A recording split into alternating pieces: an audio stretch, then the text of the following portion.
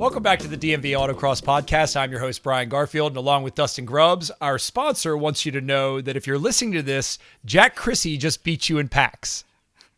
Yeah, I bet he did. He's been flying lately. Absolutely. I have my hat on this episode for the 24. Didn't wear the shirt. I see you got a shirt. That's on. right. I have one of my old shirts on because we're going to talk about the SCCA Solo Nationals, and the 2025 SCCA Solo Nationals registration opens up tomorrow at 4 p.m. Eastern. And it's been filling in a few hours lately. So if you're on the fence, listen to this show, but you're going to want to register tomorrow to make sure you get in there. Even if you are on the fence, get in there. You can always cancel. Just go ahead and get your spot if you're thinking Absolutely. about it. This will be my fourth year, class of 22. Nice. What's that shirt say? It says 2001. It's not all mothballed and hold, but it's a shirt from 2001, my first nationals that I competed in, and this will be my 22nd nationals that I'm entering this year. Klaus Wood is quite the opposite. He's making his first pilgrimage out to the SCCA Solo Nationals this year. Yeah, well, let's talk with him. Klaus, you've never been to nationals. First of all, what provoked you to go this time? I mean, it's always been on my radar. I guess the biggest thing preventing me from going in the past is driving a Miata halfway across the country to get out there. But now I'm fortunate enough to have a truck and trailer and a different car this time around, going to be in a Civic Type R. So traveling out there is going to be a lot easier. But Solo Nats has been on my radar pretty much since I first started autocrossing. I mean, it's the biggest event and people always talk about it. And when did you start autocrossing? Almost exactly 2 years ago. My first ever autocross was in a Mazda Speed 3. And I raced it one time and I saw all the Miatas out there and I was like, man, I need to get rid of this. So I traded the car basically a week later and got myself into the Miata that I still have. That's great. Now, so you're going to be towing out there your first time out, which is good because you're going to be prepped. But a lot of people do drive their cars out, and I can tell you stories of people that I know that have driven Miatas out fully packed up or pulled a tire trailer behind them. What questions do you have about getting out there your first time? Yeah, I guess the first one is, when should I show up? I'm already going to be taking the whole week off, so I could come a few days early. So when does the site open up? And I guess when do course walks typically begin? Well, because of the Pro Solo finale that's going on, you can actually show up the weekend prior to the event. So in our case, we'll be going on Wednesday or Thursday to start on Friday. But if you're not doing the Pro Solo finale, if you haven't done the Pro Solo series and have enough points to get in, then you can show up any time in there and you're allowed to get on there. Now, you can't get into the site too early. So, for example, in the case of Pro Solo competitors, we can't get on the site on Wednesday at all. And I don't even know if we can get on Thursday. We might be able to park a trailer on Thursday. But basically, the site opens on Friday. So that would be the earliest you would really pull in and arrive for the event. What days are you running this year? Tuesday, Wednesday is D Street, I believe. Okay, so you want to get there as early as possible then, as early as you'd like to get there. And the one thing that I would suggest, and maybe Dustin would suggest as well, is that you do plan a lot of time to be there because it's such a cool event. You want to kind of take everything in that you can. So you want to set aside time for not just the driving time and the walking time, but also the party time and the meeting friends and all that sort of thing. So I would advise, you stay as long as you can, especially since they're still running on Thursday and Friday and you can root friends on and things like that. So yeah, leave that whole week open as much as you can. Let's talk about what to do early. Okay. Registration's obviously coming up tomorrow. But aside from registration, there's things you have to think about getting out of the way early. And a couple of them are obviously where you're going to stay, right? You're going to need to know that you've got a place to stay. So a hotel or an Airbnb with friends or whatever you're going to do there. The other thing too is that the site is so massive that you want to make sure you have transportation around the site. So whether that be a scooter, a bicycle, You can walk. It's going to be a lot of walking. But they have golf carts for rent. And there's a couple of vendors that bring carts out to the site that you'll have for the week or for however long you rent them. And I can't quote the prices right off the top of my head, but I want to say they're somewhere in the 150 to 200 for the week is what I recall for the golf carts, maybe 250 for one of the places. And then the other thing that I want to stress is that make sure you have your tires ordered. Sometimes people have waited till the last minute to place that order, and all of a sudden they're back ordered, and that's going to be a problem. So make sure you think about the tires you need, possibly wheels if those two, or any other parts for the car, but mainly those tires, because that's where you're going to see the rush through, your typical retailers like Tire Rack or maybe your local ones or some of the folks that are dealers within the autocross community. You want to make sure you get that tire order in. But did you have any questions about that stuff? Yeah, actually, I was wondering if camping is allowed because you were talking about kind of like the culture and meeting people. So after all the racing is done, I'm assuming people are going to be hanging out, grilling. So I figured if it's allowed, I'd love to camp out there and fully immerse myself in the experience. That's a great idea, and absolutely, camping's allowed. Now, if you had an RV, I'm not sure if that's what you're talking about anyway, but if you had an RV, there are no hookups, but there is like water delivery and there's a place to dump if you have an RV. But other than that, yeah, the site's open 24 hours. There's somebody who mans the gate the whole time. You always need your wristbands, which, we've got several here that they'll give you a wristband to make sure you can go in and out all the time. But yeah, that's a great idea if you're comfortable with that. As we get older, we don't feel like sleeping in a car or on a mattress under the moonlight. But yeah, the site's open the whole time. There tends to be a sound curfew because people camp there. You can't party all night because there are other people trying to sleep through the night, and then you also have to respect what time some people have to get up in the morning, whether it be because they're just walking the course, doing their job, or they're actually running that next morning. So like in your case, for example, you're running Tuesday, Wednesday. You can't party all night Wednesday night because there are people, running Thursday. They're going to want to get up early. So great question about the camping. But yeah, you can be there all night, and it's a good idea. Okay, awesome. And I remember at the Pro Solo, they had a welcome party, and I'm assuming Solo Nass is going to have similar things. So are there any other different type of events that they're going to be hosting throughout the week? Yeah, so the big one is Monday. That's the Monday early evening, I believe. Dustin, is that correct? Yeah, it sounds about right. Even Sunday night, really. Sunday night into Monday. Yeah, so Sunday night, what happens is that's when you get the, if you will, the late night partying, and that's because the pro finale is done and nobody is running on Monday. So going back to talking about when you should be there, you kind of want to be there Sunday night. If nothing else, maybe see the awards, maybe catch the end of the Pro Solo finale, maybe the super challenges and stuff, and then party with everybody Sunday night. Lots of stuff going on. Made a couple notes here. Karaoke, I believe, always happens on a Sunday night. The Big Wheel Pro Solo is probably Sunday night, I believe. Foursquare is one of the just a ball game that they get together. What you'll find is that some of the bigger regions will have their own compound, and they will put on sort of events of their own. And over the years, each of those events, the most popular ones, of course, are the ones that everybody remembers, and they keep bringing them back. And so that karaoke, that Big Wheel Pro Solo, and the Foursquare, and then there's a beer exchange. Jay's electric cooler that everyone was riding onto, that electric powered cooler. Yep. Yeah. And that's the other thing too. That's the fun part, is that people get creative with their transportation. John Vittenvoss and Tony Savini have bumper cars that they've mobilized for paddock, so they can drive a bumper car around paddock that are relatively quick. They are cracking down on speed a lot because we have had some incidents in the past. So if you're bringing an electric scooter or anything that's powerful, you want to remember there are actually speed limits around the paddock to keep everybody safe. There's been some incidents in the past that we have to worry about our insurance with. So keep that in mind. But yeah, so those events are Sunday night, and then Monday afternoon into evening.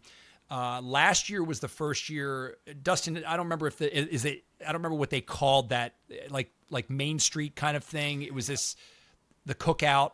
Yeah, I think Main Street. I think that's because everything was like Western themed. Yeah. So last year was the first year they did this, and it's where they actually subsidized certain regions to cook for everybody. So rather than bring in a caterer with some generic food of some sort or maybe only one type of food and everybody doesn't like that one type of food, what they did last year was they subsidized regions that had to qualify, actually show that they're going to put a serious effort into it.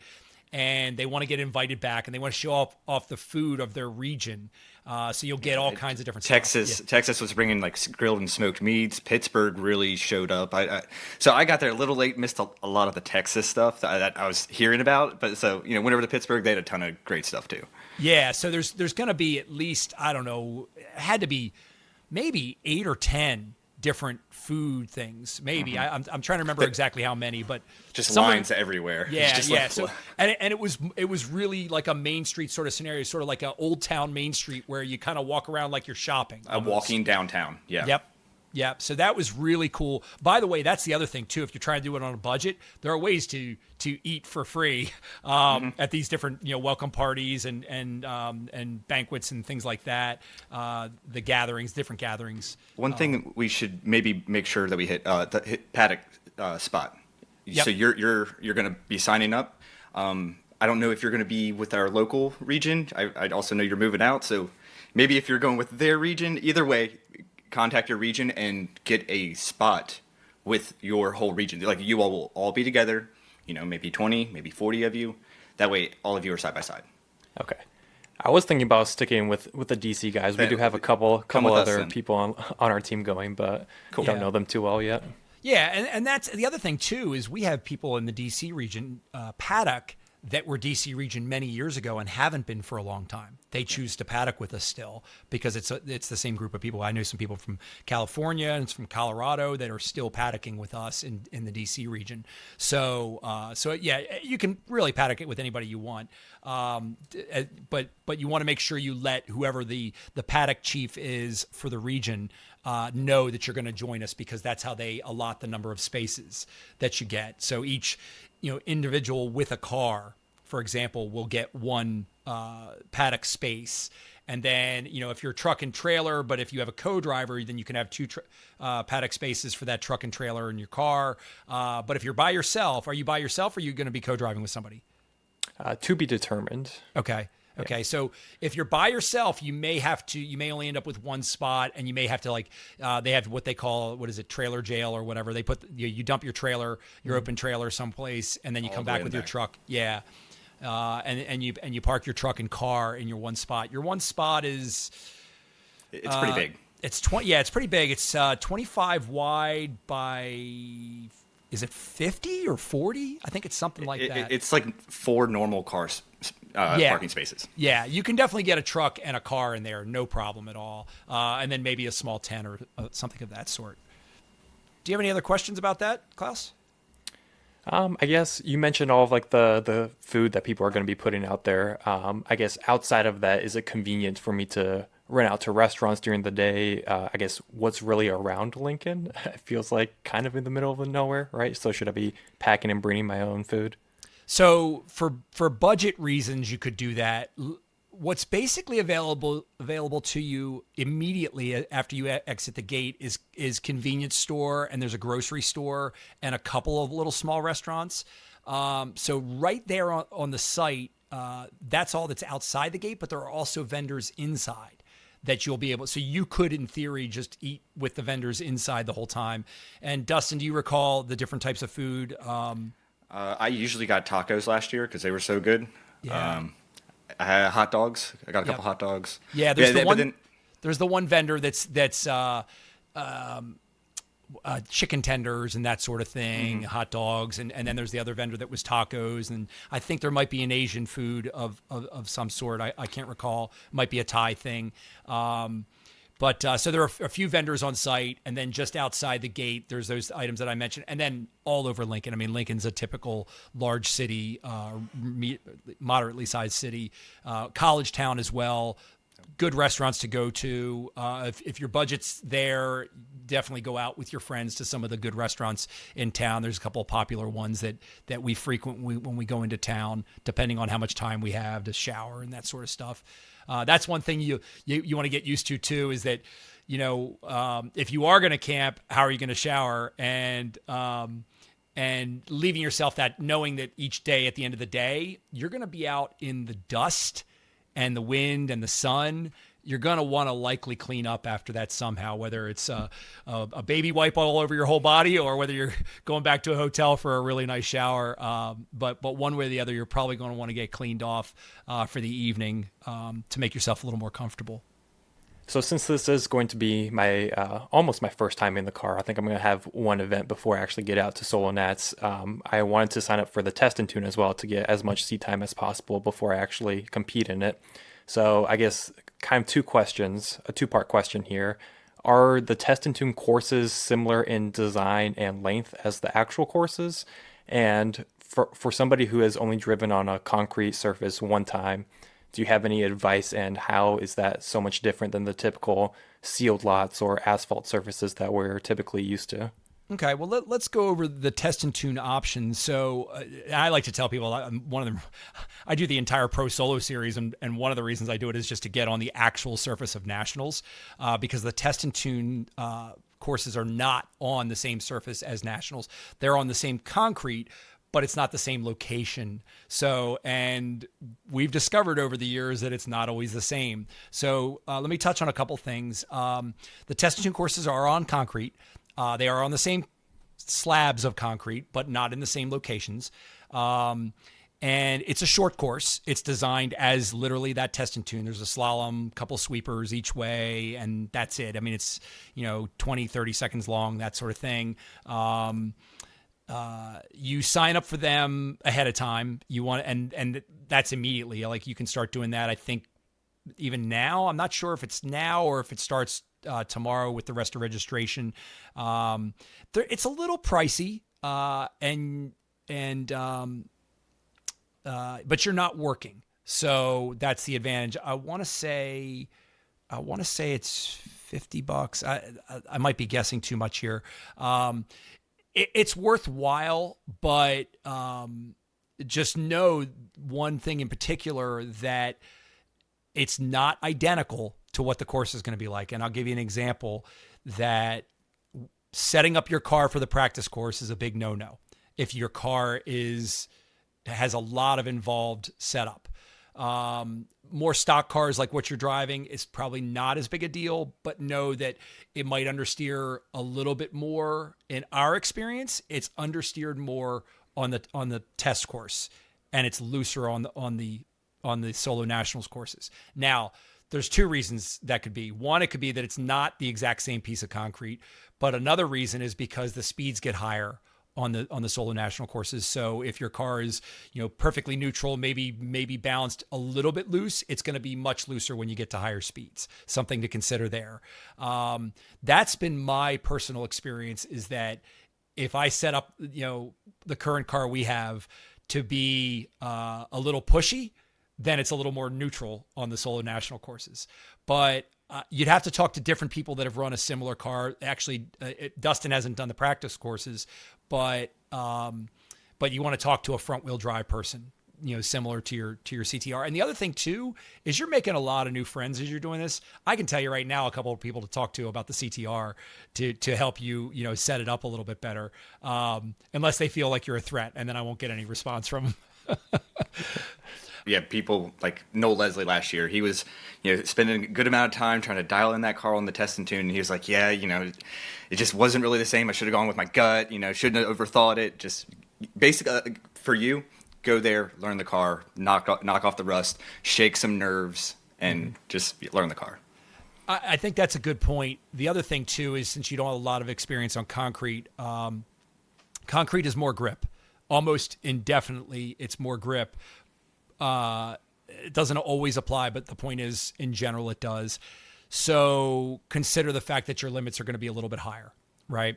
So that's something to consider there. But the setup, like Dustin just mentioned, it's bit people a few times. If you have a lot of setup changes you can make, particularly in an ST car or an X car, like what you were previously driving, those type of cars, you don't want to just totally radically change your setup on the practice course because it's going to be different on the nationals course.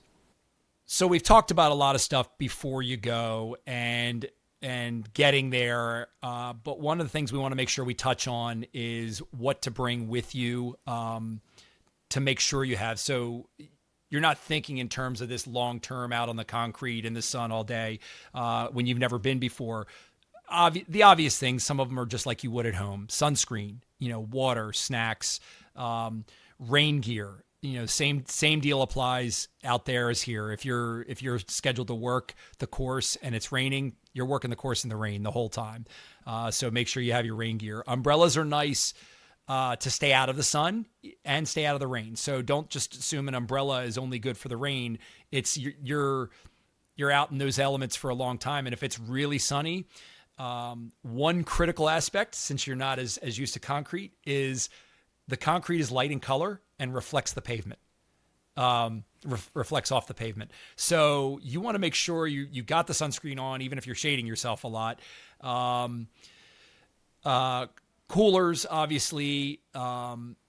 Really comfortable walking shoes. Yes. So both of us are running Tuesday, Wednesday. So the course isn't going to be super rubbered in, at all. But course walking shoes, maybe consider them, because I've ruined a couple pairs of shoes there. You go for a course walk and the rubber never leaves. They come one with a shoe. I've never personally had that problem, but I do always wear the same pair of running shoes for autocross events that I wear all the time. So I probably don't care about them if they get stuff all over them. But yeah, the walking shoes is huge, because you're going to do, sometimes people do miles and miles of walking. Each course is generally roughly a mile, and then you might do 4, 5, 6 of those per course minimum. And then you have to consider walking around the whole site. So yeah, those shoes are a big part of it. So since I'm going to be camping, what is the weather going to be like usually around that time of year? Should I be anticipating rain? Because that also affects the driving, of course, but I'm still not 100% set on whether or not I want to camp. It's just an idea. I might want to maybe do 1 or 2 nights in a hotel so I can get a nice proper shower and a good night's rest. But what should I be expecting weather-wise? Well, I'm going to tell you that, and this is an excellent question, because the one thing that's very different, it's not only Lincoln, and it was Topeka many years ago, but any of these larger concrete sites, you've got this big open flat area. And so when it gets windy, it gets really windy. So leaving tents set up or leaving canopies set up can sometimes be a horrible idea. We've seen some, if I'm just guessing, I'm sure we've seen 50, 60 mile an hour gusts there, and it's not uncommon, especially when the winds pick up. And if you leave stuff there overnight, it all needs to be strapped down or put away, because the winds there can get really high, the regular winds. If you're staying there, of course, your tent would be an issue. You've got to think about that, ways that it's going to be tied down. And remember, you're not on the ground, you're on hard ground, you're on pavement. So you might not have the typical ways to tie down. You might need heavy weights with you. So that's something to consider. In my many years of going, I've never camped on site. I've never camped. The thing that gets me the last 3 years is how hot it can get during the day. Sun's out, the concrete's hot, you're sweating, you're getting sunburned. And then you go out to dinner downtown, and all of a sudden it's 58 degrees somehow. I'm not used to that, from this area, but it's a big temperature swing. Mm-hmm. Yeah, I guess that's something, when you ask about the weather, it's completely unpredictable right now. We have definitely had years. I'm trying to think if any of them happened at Lincoln, but I know in 2006, my first year in shifter carts, I was first car off the line. It was 40 degrees. Now that was in Topeka, Kansas. But the point is, that's, you would have never thought that would have happened, right? So you can have 90 or 100 degrees, and you can have, let's just say 50 or 60 just to be safe. But the point is, you can have that range, and the best you'll know is, of course, the typical 10-day forecast before you leave. That's what you have to plan on, right? But in terms of giving you an idea of a general, like, small range of weather, I don't think you can do it. I think because of that open area and the winds and everything else, and of course, if it's chillier, then that wind becomes a wind chill of sorts. If it's warmer, that wind is welcomed, but it's still a sauna, when it gets too hot. So I think it's a good question, but I think it's really open as to what the weather could be for those days that you're out there. Okay, yeah. So I guess prepare for everything then. That's a pretty big swing, and plus all the wind.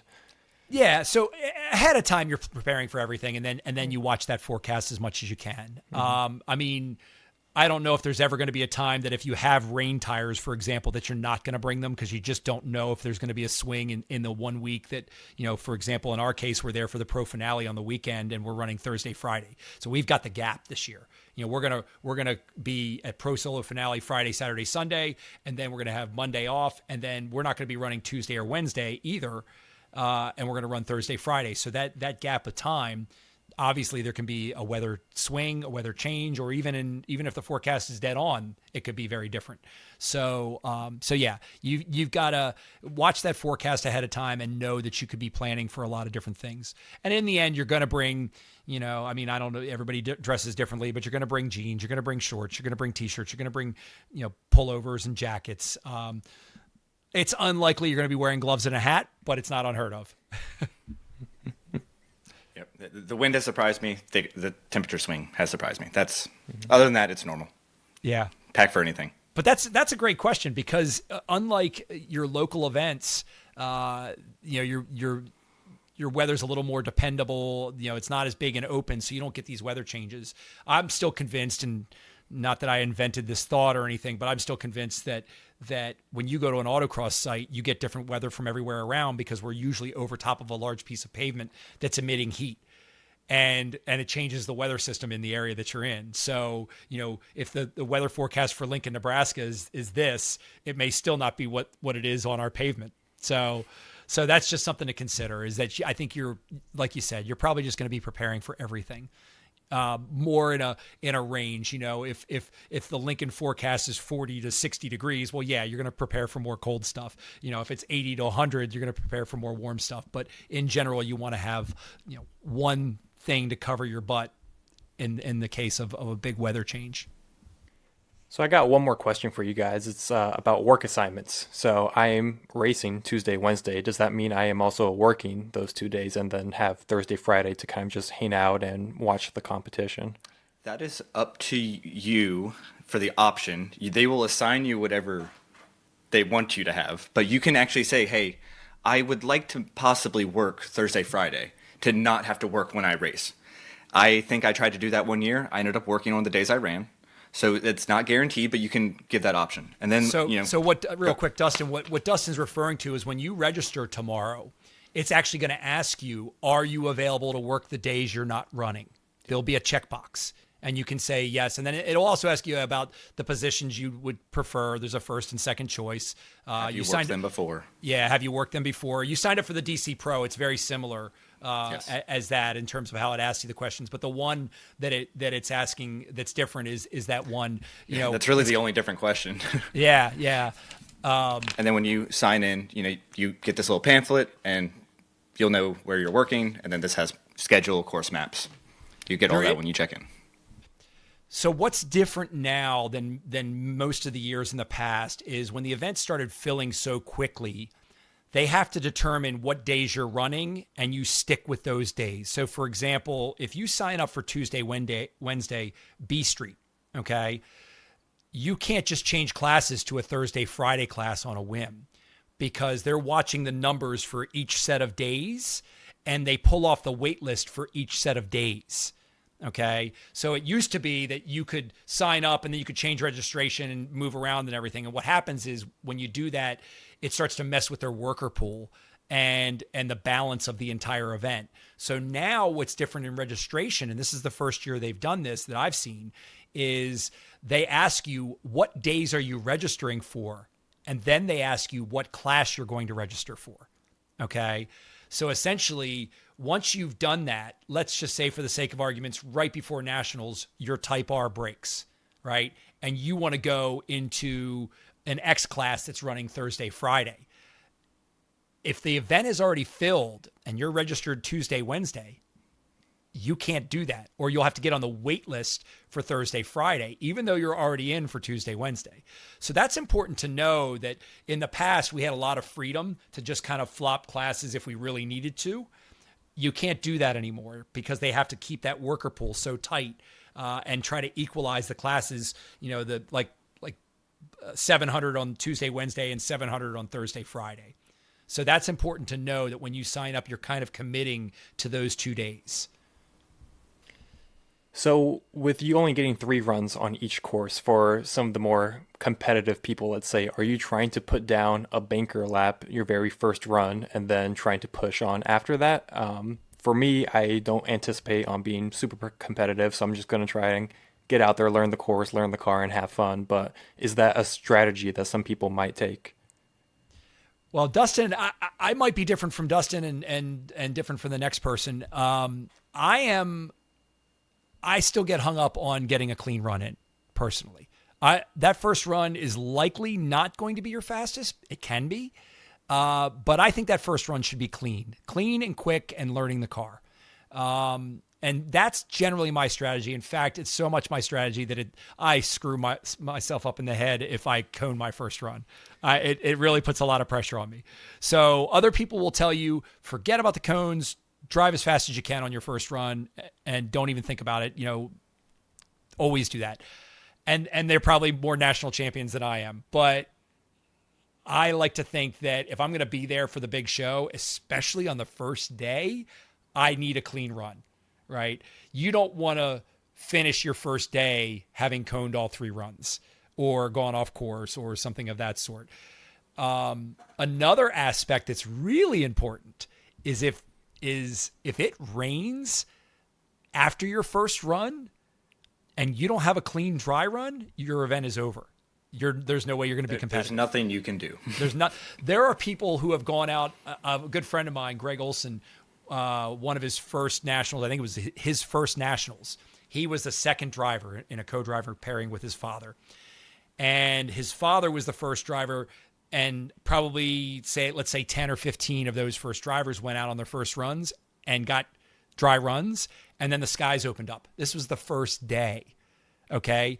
Greg's event was over before he even took a run because he never even got a dry run. And the problem is your wet runs are generally 3, 4, 5, even 6 seconds slower than your dry runs. So there's no way to come back from that. So this is why I even stress more.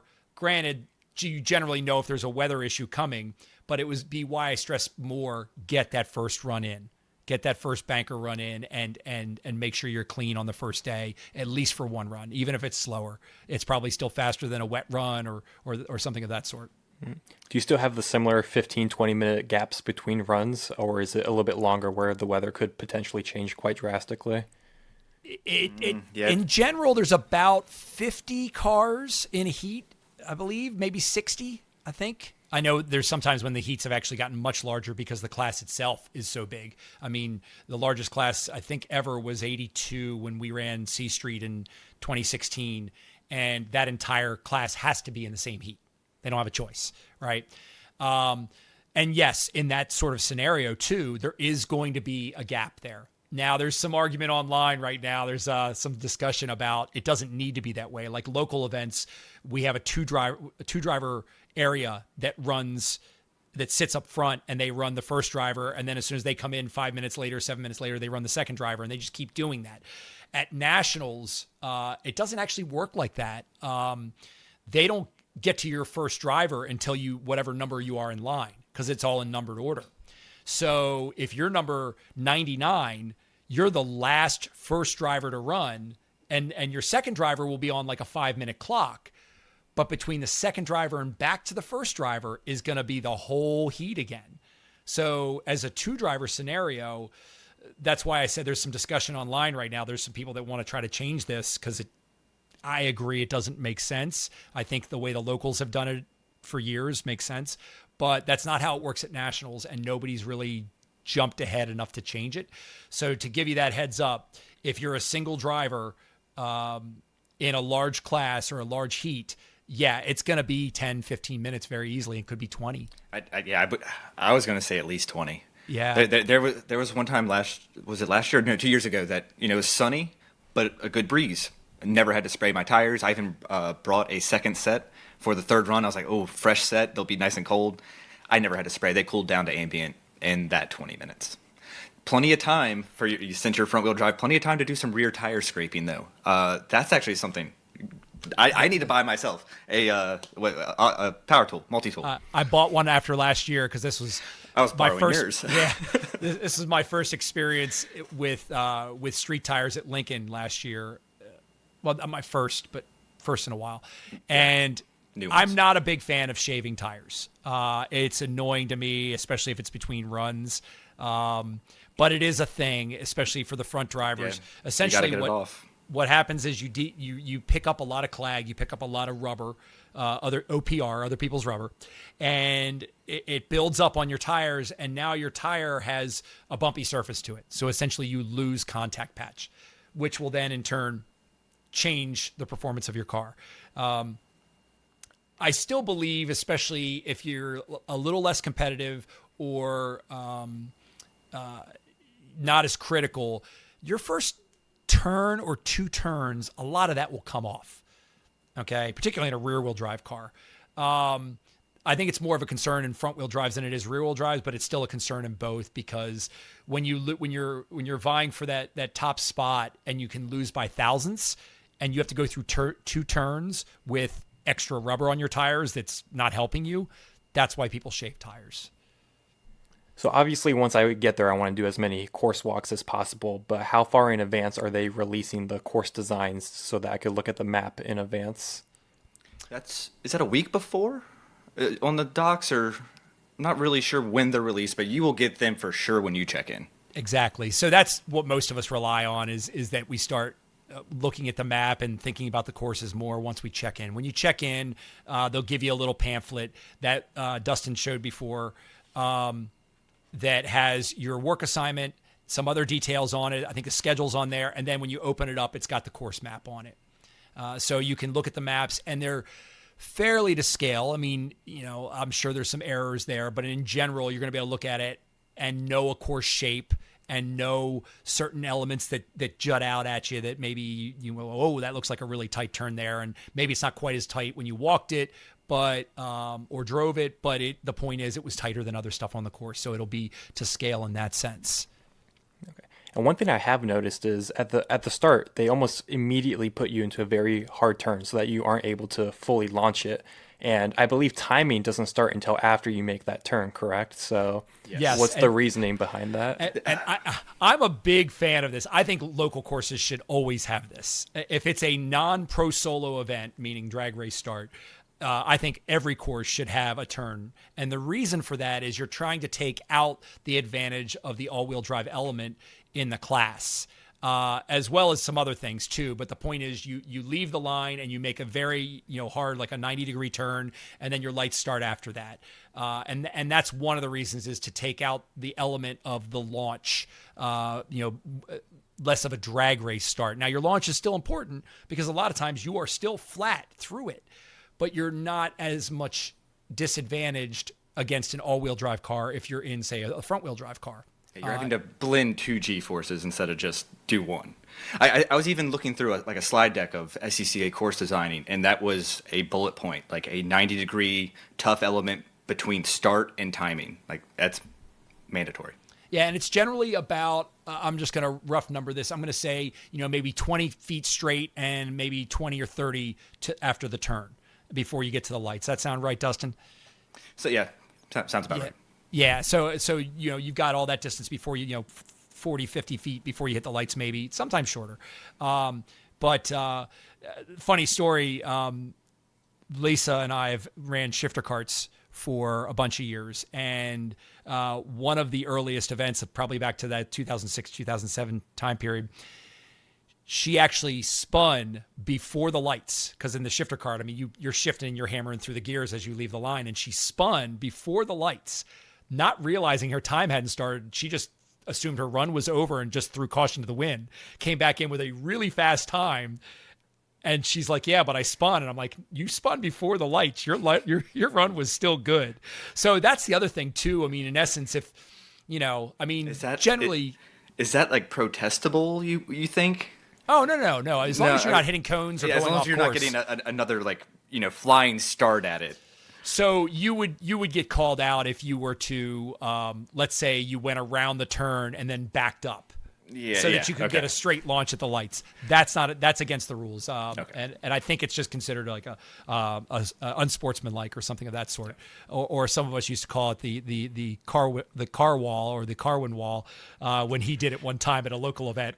He actually backed up. Yeah, I saw him and Danny Kago both. Yeah. So it's happened before, but in general, no, that's not allowed. And that's the reason why you have that 90-degree turn. So on the course map, every single cone is numbered. Is that to help course workers while they're out there working, or I guess what's the point of having them? So what that is that's for the audit. That's for the if you hit a cone, there's actually a numbered cone, and that's their way of saying you definitely hit a cone, and this is the one you hit. And you can actually look at those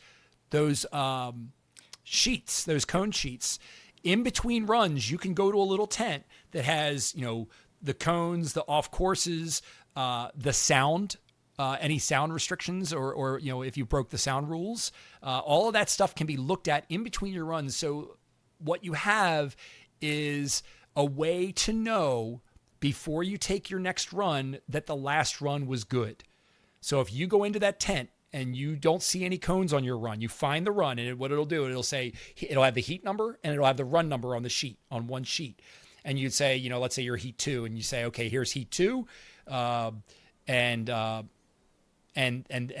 here's my car number, and here's the cone count or whatever. And if there's no cones on it, your run is clean. Or if there's a sound problem or no sound problem, I didn't have a sound issue or whatever. So that's all reported on those sheets. And what they do is once the entire heat has taken a run, first and second drivers, I believe, they send out what's called a sweep vehicle. And that's a car that just kind of darts out real quick to every workstation while the course is on hold, picks up the sheets. And those are the sheets where they've written down the cones that were hit. Okay, or any other communications they need. Yeah, and this job is called Clipboard. It is only at national tours and solo nationals. It's not at a pro solo. And yeah. I think my first national event, I got this job. I'm like, what do I do?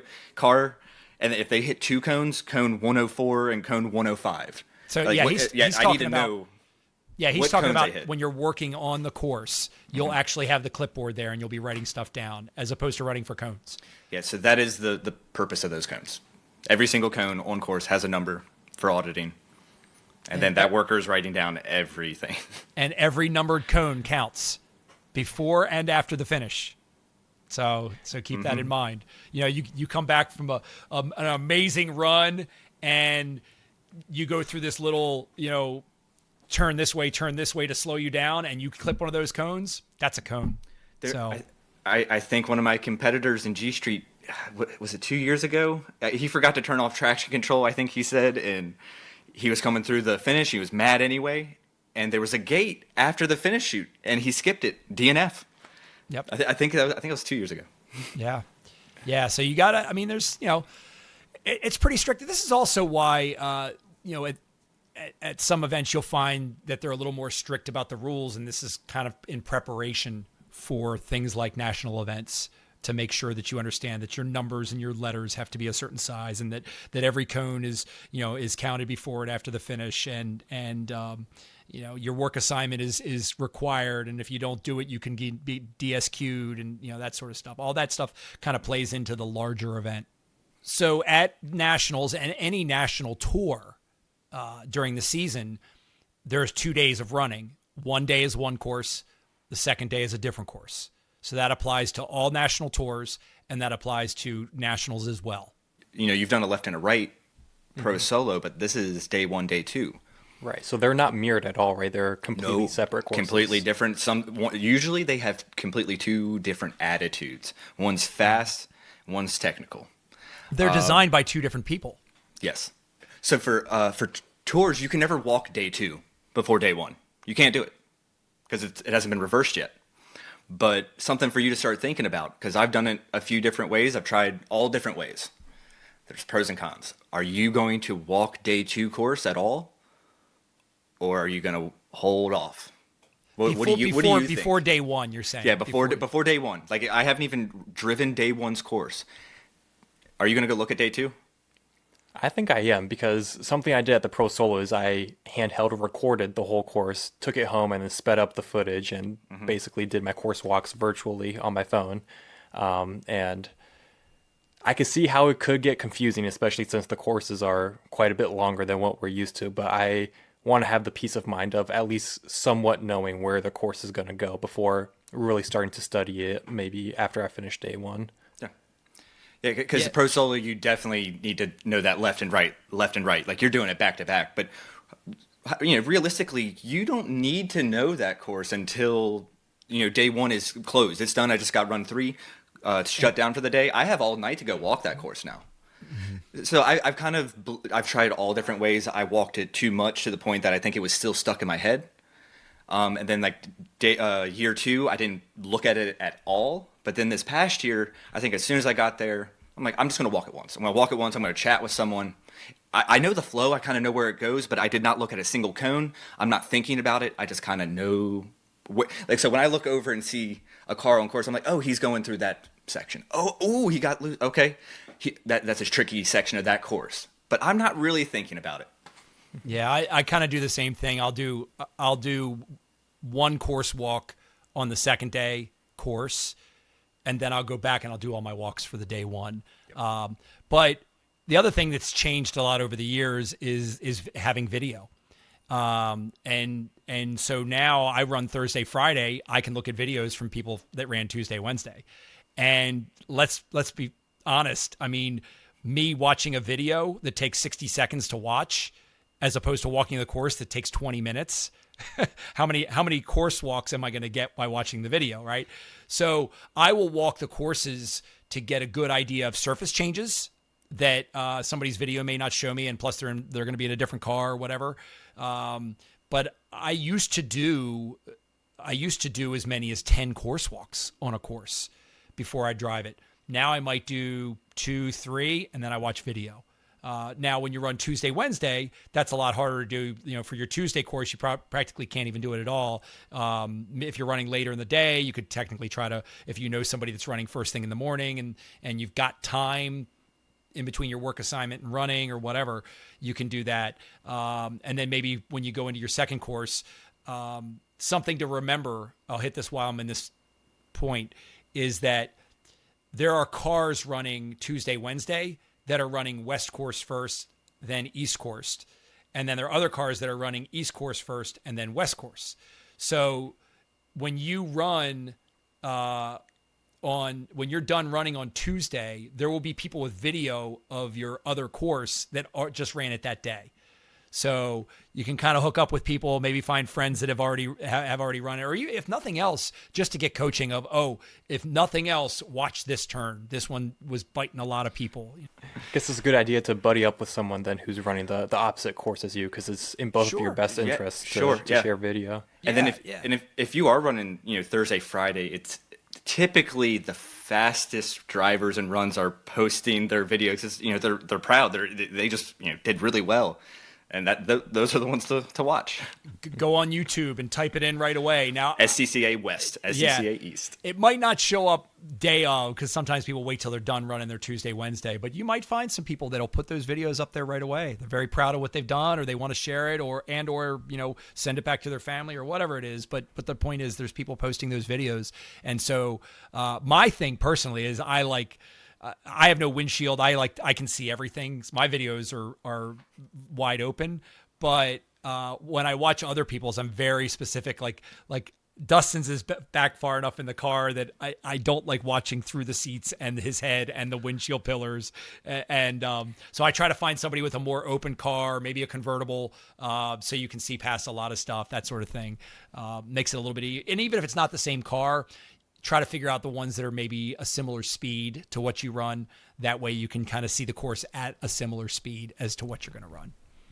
So similar to the Pro Solo, are we lining up based off of our car number while we're in grid? And does that change from day 1 to day 2? Do they reorder you based off of your finishing positions? No. So you're gonna line up in number order, and that's the way it's going to stay the whole time. That's not going to change for day 1 or day 2. If you're number 67, and if you have a co-driver that was 167, the whole order is going to go from 0 or whatever all the way up to 99. And then everybody's going to get their first runs, and they're going to come back around and get the second drivers, and then they're going to go back around and start over again. And that's going to be the same on day 2. Okay. And it sounds like we might have a little bit more time actually sitting in grid. Dustin, you were mentioning maybe up at least 20 minutes for some run groups. So what are people usually doing in between runs? Is basically everybody spraying their tires if it's, a 90 plus degree day? Are people taking the time to review footage and downloading it off their GoPros? How are people talking to each other? Are you allowed to be friendly with competitors? Are they gonna give you advice? Like, what are the vibes like in grid in between runs? I think that vibe is always dependent upon the competitors, right? Who's your friends, who you know, how intense they are, what position they're sitting in, are they driving well? That all comes into play. I think in general, you have a very friendly environment, but obviously you're going to want to think about before walking up to the guy who's leading the class and start trying to make small talk with him between runs. That would probably be a bad idea. But in general, the vibe is pretty good. A lot of people are spending that time however they think is most important to them, whether it be scraping tires, spraying tires, cooling down the engine, whether it be an intercooler with a fan. There's going over data, looking at video. You can have enough time to do some of that. But I think everybody's approach mentally is different. I'm more of I try not to overload my stuff with stuff. I try not to overload my brain with stuff between runs so that it doesn't distract from my ability to remember the course and the mistakes that I've made and that sort of thing. I mean, Dustin, did you want to give any extra input on that, or you? You basically were saying exactly how I felt. I don't like overloading myself. Usually not a lot of spraying for me, some tire cleaning. But then I sit in the car. I stay cool. I try to stay focused. It's like with a local, you only have 10 minutes between like adrenaline runs and you're kind of still in it. But Nats, it can almost kind of drain you a little bit. Plus, it's just so intense. And to kind of answer your question about competitors and friendliness, it's a great energy in grid. Personally, I don't want you coming over to me unless you're on like a very small list of people that I'm maybe expecting. I don't want to talk to my competitors during this time. That's just me. Maybe some others are different, but once we go hot, I'm not helping you out, unfortunately. Man, that's a good point. I'm actually going to have AC in my car this time, so I might just hang out, maybe rewatch my videos and kind of just stay focused. I think another thing, we talked about it in our Pro Solo episode that's important is if you can find friends that are available, that aren't working, that aren't running anytime soon or have already run, especially if they've already run, this is great, to hang out with you in grid. If you find you're running Tuesday, Wednesday, of course, Dustin is too, so I'll probably be trying to help him. But and I'm also actually doing my job on Tuesday and running Thursday, Friday. But let me guess, you are working the gate. Yes. So if you can find friends to be there with you, if nothing else, to just calm your nerves or hang out and chat or say or encourage you and tell you how good you looked out there, or maybe they picked a spot where, hey, I noticed you were doing this different than everybody else and they looked a little quicker than you, that sort of thing. So just having, like anything else in life, just having people around you sometimes is a big benefit. So I think it would be important if you can, but also knowing that it may not be possible, have some people there with you in grid. I mean, a lot of times once people know who you are, they offer anyway, and they're walking by and they happen to see you in grid and how's it going? And, again, making sure hopefully they're not catching you at the wrong time, but everybody handles this differently. And I also I try to keep an open mind about that as well. Somebody you think is the nicest person in the world may never want to be talked to. And that's just the way it is, and you should keep it that way. And then other people are like so amped up and having a good time and want to hug you when you come over to them. So yeah, there's all those differences like that. I would say whatever works for you. So I'm realizing I like having like one person kind of in my corner, whether that is Daniel or Julian. 2 years ago, or Brian's also there, getting me a water. Hey, can you check my pressure? Hey, go ahead and pop the hood. Swap the blower battery. That because I even got that leaf blower idea from Nats. But even just having that one person encouragement. Hey, I one thing to fix. Just go do it again. And that's all Julian did for me that 1 year. And not only that, but you yourself offer it to other people. Yes. Make sure because not to sound like it's tit for tat, but the point is if you're never offering and then you wish people came over and offered you. Absolutely. Always reciprocate. And you'll see friends there. You'll see us there. Just make sure everybody's doing okay. If like you said, a water. It could be as simple as they forgot to bring anything to drink and it's 90 degrees and they're by themselves. That's really important. One thing I've even seen more of, instead of reciprocating, I've seen like paying it forward, because like C Street was finishing up right before we were finishing up on the other course maybe 1 year, and then Julian and Jack Chrissy are running over helping me scrape my tires for my last run, and it's just like, thanks guys, I had to rerun, I'm waiting, and they're like, and I'm sweaty, I'm tired, I'm done, and I know I got one more run left, I can't do that work, but they're like, dude, just sit in the car, AC, we got it. It's pretty cool. And like I said, this is your beginning. This is your first time, but you're going to be back every year that you can, because it's such a cool event to be a part of. Klaus, thanks so much for the insightful questions. Obviously, you've got a lot to look forward to, and thanks for being on the show. Yeah, of course, this was super helpful, and I've got to say I'm more excited now than I was before, and I'm looking forward to registering tomorrow and paddocking with you guys once we all get out there. Sounds great. So thanks again. Yep, I'll see you out there.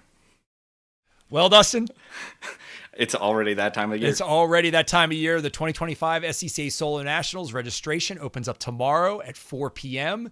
You got to make sure you get in there. It fills up in a few hours, and I'm really excited to see all the friends I get to see at Nationals every year, and I'm especially excited for the new drivers that are going to make that pilgrimage out there for the first time. So if you have any questions or comments, dmvaxpodcast@gmail.com, and we'll see you at Nationals.